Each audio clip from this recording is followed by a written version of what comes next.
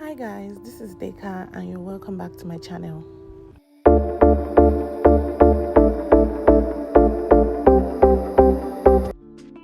Welcome back guys. If you are new to my channel, my name is Deka and I'm a professional makeup artist based in Abuja, Nigeria.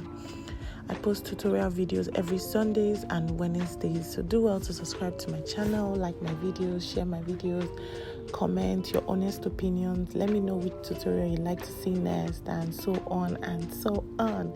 So yes, today I will show you a nude makeup tutorial, and as usual all the products used will be in the description box below. Please follow or try to learn a thing or two. Get your pen, get your book, and just follow through and try to learn.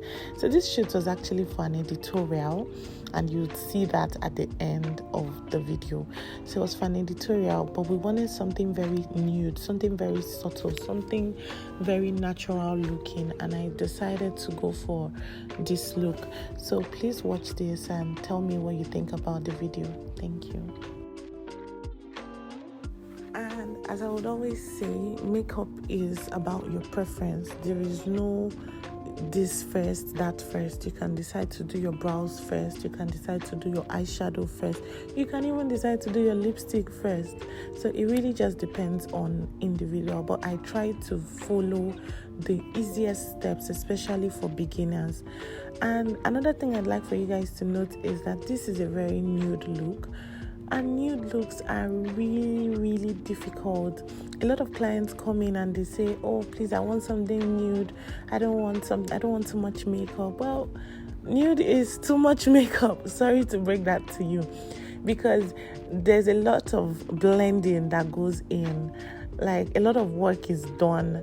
I have to blend to make it as natural as possible, So as usual, this video I started with cleaning. Cleaning is very important because you have to take out all the dirt, all the germs that your client might have encountered on her way to your studio, you understand? So that's the first thing I always do. I start with cleaning, then I start with skin prep. I like to prep my skin because I feel like it gives the makeup, it shapes the whole makeup. If you don't prep, I don't know what you're doing, So you start with your skin prep. The first thing is always the moisturizer. I know I said makeup, you can do whatever, but please always start with your moisturizers. Moisturizers first, and every other watery or oily product. So if you have your oil block, if you have your vitamin C syrup, all of those go in immediately after your moisturizer. Your primer should be the last prep for your skin. Your primer, then your foundation, or your primer, then you draw your eyebrows or whatever. But moisturizer first, and you start with your moisturizer and then you end with your primer. Okay, so this is what I literally did, and then the primer was the last. As you can tell, I don't know, as you can see, you probably noticed that her skin is a little white because that's the primer I used. I used the Stay Matte primer. So now I'm just trying to fill in her brows. I'm using a Davis pencil, trying to fill in her brows. Usually I use two types of pencil, one to outline and one to fill in, but I just wanted to do something different. Like makeup, the whole idea is you keep trying and trying. Try different things, see what works for you, create your niche, know what you're good at. So this is really beginners friendly because I'm not sure a beginner would like to use two different pencils. It might just be too tactical. So the Davis pencil is usually your best bet, So just fill in with the Davis pencil and then go in with your concealer. It is always best to use a lighter shade of concealer towards the end of the brows. If you notice, I didn't start with the light shade from the beginning of the brows. I like to use the same skin color or a slightly darker shade of contour for the beginning part of the brows. That's the lower brows and the upper brows. So I like to use the exact skin tone color of my client for the upper part so that it just blends in with the foundation when I put on the foundation. So don't stress yourself too much for brows. Honestly, brows are a lot of work. when I was learning makeup, it was the toughest part for me. And sometimes I still struggle. There's some clients that come in, they have really tiny brows. Some don't even have brows at all. So you're literally creating new brows for this person. It can really get tough, but practice. Don't stop practicing. Practice doesn't make perfect, but it makes improvement, So yeah. So you just outline and then you try to blend in. After using your pencil, I don't advise people to use an angle brush. A lot of people do, but I don't. It doesn't work for me. I tried it a couple of times and I didn't like the result. Then I just go in with a bigger brush to kind of blend it in completely. We don't want her to have a lot of makeup on her eyebrow, because when you put foundation, it's like you're making double layers of the makeup look. I don't know if that makes any sense, but try to blend in as much. Makeup is blending. Blend. While you're thinking about the next stage to do, blend. While you're planning to put your eyeshadow, blend. Anything you're trying to do, keep blending. There's nothing like too much blending. In fact, the more you blend, the better the makeup turns out. So always blend. So right now, I went in with my foundation. I think for this look, I went in with my Avour Foundation. I can't remember the shade, but I would put it in the description box below. While we're at it, please don't forget to subscribe to my channel, like this video, follow for more content, share this video, give your honest opinions. Let me know what look you'd like to see next. Let me know what you didn't like about this look or what you thought could have been better about this look. Let's rub minds together and see what we can do so that I put out amazing content for you guys. So I'm just blending. Like I said, blend. See how long I have been blending.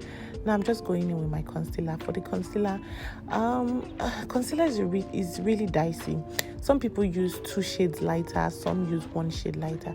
In this case, I used 1 shade lighter because she's dark skinned and she has a warm tone. I would explain skin tones in another video, but she has a warm tone. If I had used 2 shades lighter, it probably would have made her look a little, weird. It would have just been too much. So I used one tone lighter, or 1 shade lighter for her concealer, and then I just tried to blend it in to her skin, because this is a nude makeup. You can't even afford to have patches. It's so nude that it's supposed to be like her skin. Now, one thing I always say, please take note. When you are using foundation, you are using the color of the person's neck. Some people have brighter face and darker neck, like their necks are darker. Please use the darker shade so that it blends well. Some people have brighter neck and darker face. In this case, this lady, her face is slightly darker than her neck, but I had to go with the neck color because the neck color happens to rhyme with her chest and her shoulder, so it's just best to do that. Always make sure that you're trying to rhyme colors so that the person doesn't go out and start looking like Dracula. No, I'm sorry. Okay, so you see, she's really excited. My model was super goofy. She's so sweet. She made the whole process so interesting, and it was nice. So notice how I put the blush. I already put the contour. I used a shade darker for the contour, and right now I'm filling in with the blush. I mixed the blush color. I don't know if you can see that on my hand. I try to always mix blush colors because I just feel like one color doesn't give it what it's supposed to give.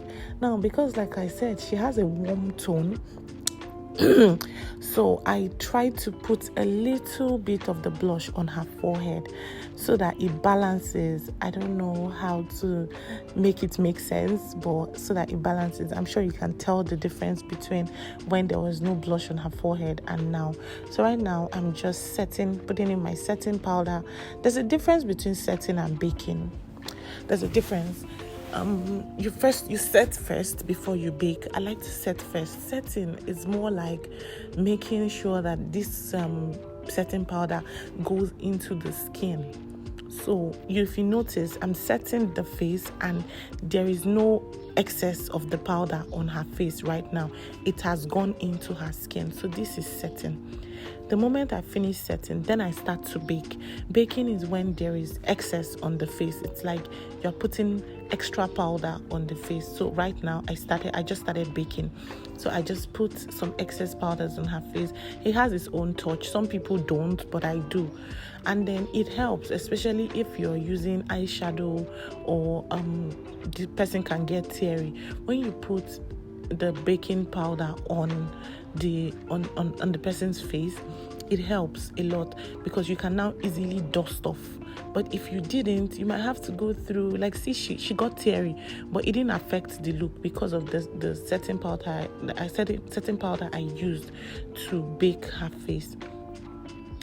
So that's my own method. You might have other people have different methods that work for them. I'm not saying that you have to bake, but I love to bake faces. It just gives it a different touch. And right now I was just doing her eyeliner. I used the Zaron Eyeliner, by the way, and because I wanted this nude makeup to be as nude as possible, I went in with a powder. So I just used her shade of powder for her eyeshadow. I could have used an eyeshadow, it would have still worked, but I wanted something really, really subtle. So I just used her shade of powder to just, put in a little, just to give it a little darker edge and a little darker touch. So now I'm just going in with the mascara. It was really easy because she had long eyelashes, so my mother was so excited. She was honestly having a great time. So I proceeded to do her lips. I wanted something nude as well because it was a total nude look. So I just wanted something that was going to enhance her lips, not make them too big, but enhance it. So I went with a touch of brown and nude. So I'm just mixing that. Try to go easy while doing the lips. It could break and it could get rough. I don't know. Lips are very delicate. Some people don't know this, but they really are. So your type of brush matters. The kind of brush you use for your lips, it matters a lot. And for lips, don't forget that hygiene is very important.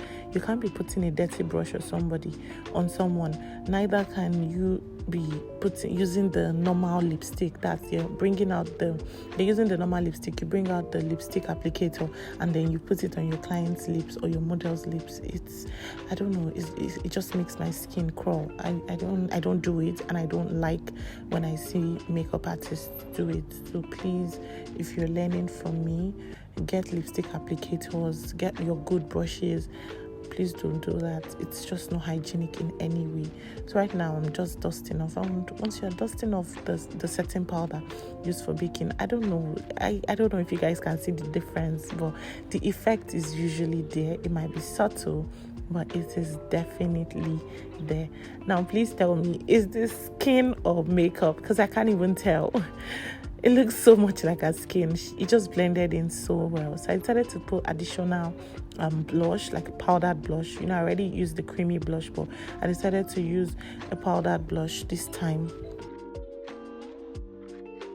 So right now, just going with my setting spray. Setting spray is usually the last thing I do. Not always, but sometimes it's usually the last thing. So what do you think about this look? Look at how seamlessly gorgeous it looks. Like, it blends with her skin perfectly. Maybe I should let you guys hear what she's saying because she was so excited.